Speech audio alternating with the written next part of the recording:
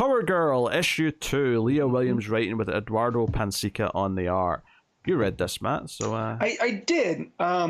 So the last issue ended with that guy, I think his name is Amalak, the space pirate, being, them teasing that he's going to be a constant thorn in the side for Power Girl. This issue starts with Paige now, working for the Daily Planet for Lois. And so this was on me having a misunderstanding of her Dr. Paige Stetler, right? I thought that they were going to, she was going to be this tech person, working on that side. That's what she has her doctorate in, and living with Omen and stuff. Turns out she's like a reporter that reports on tech for the Daily Planet. So it's a little bit wonky with what they're doing here with the whole idea of her being a doctor, but also writing this article and her having, realizing that she's not Lois or Clark. Therefore, she has to work extra hard on writing. So it opens with her at the Daily Planet talking with one of the interns who is completely like intimidated, but not in like the scary way. Just like, oh, you're Dr. Paige Stetler, and I'm an intern, and I want to help. And, her trying to find this line of like, I want to do good for the intern, but I don't want to use the intern too much. And Paige gets called into Lois's office, and it's like, hey, we need to figure out what's going on, with those space pirates, and the benefit that you're at, but also Clark wants to know how come you haven't investigated this thing in the Bahamas yet. And Paige tells her, I am trying to live my life, right? And I have to do things at my own pace. And Lois is like, all right, yeah, that's fine, but like, not that Clark would be disappointed, but this is something like that with Blue Earth going on. The last thing that we need to do is like this Kryptonian-based virus taking over people. So if you could like get a step on it, that would be great.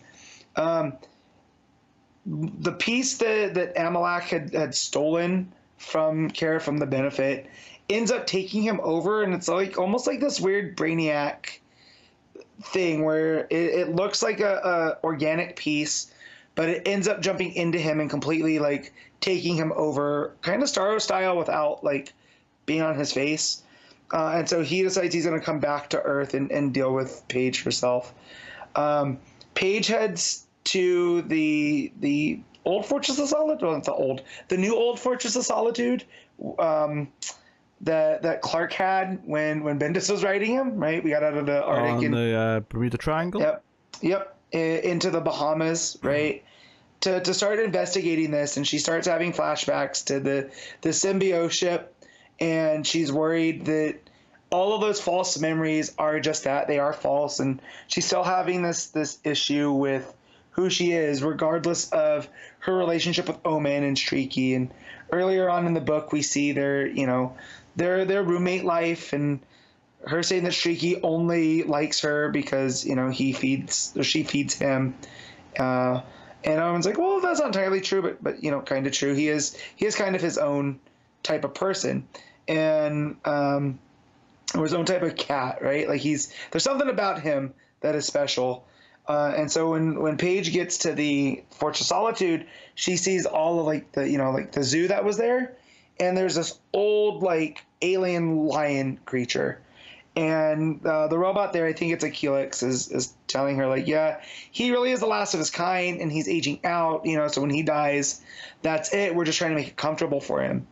And Paige looks at him and sees his actions, like, oh yeah, I know someone just like that, right? So they're tying her affinity for Streaky with this creature. So I'm sure she's gonna befriend this creature over time, and when it dies, it's gonna be super, super sad. But as she's in the fortress, Amalak shows up to attack, and they end up having a fight. And I'm trying to pull up the last page. But yeah, they end up having a fight because he's powered up by this. So they're actually not in the Bermuda. I lied. She ends up going after the fortress into one of the islands where the infection is starting to spread, and she ends up meeting one of the locals there. And it's there that Amalek sees that he's talking to, she's talking to this local. That's where he attacks. She ends up fighting back, and Amalek ends up, being able to kind of regain control of himself and says that he's after you before plummeting into the ocean. I like Leah Williams a lot. I just feel like between issues, there's a lot of stuff that's going on that's not entirely clear. But the main story in and of itself is pretty good. Because I'm enjoying her giving Paige her own, personality that's just beyond being another Kara from an alternate Earth, right?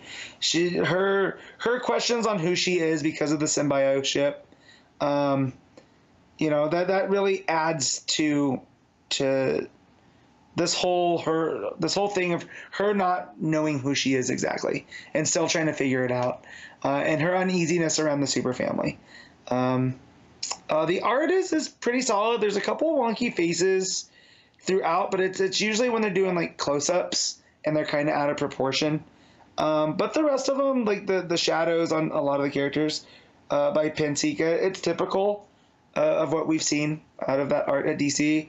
It's kind of that house style, but it works. The layouts I like a lot, especially when the action sequences get going, and when Streaky wants to be fed, the look on his face. If you have a cat, that look, right? Mm-hmm. And it's held very well. But yeah, it's still a book that I'm still feeling out to read. I just there's a lot of stuff that they're throwing at you at one time, and I feel like if they just take the time and piece it out over, it's going to add for a better reading experience. But yeah, so I'll give this a 7.5.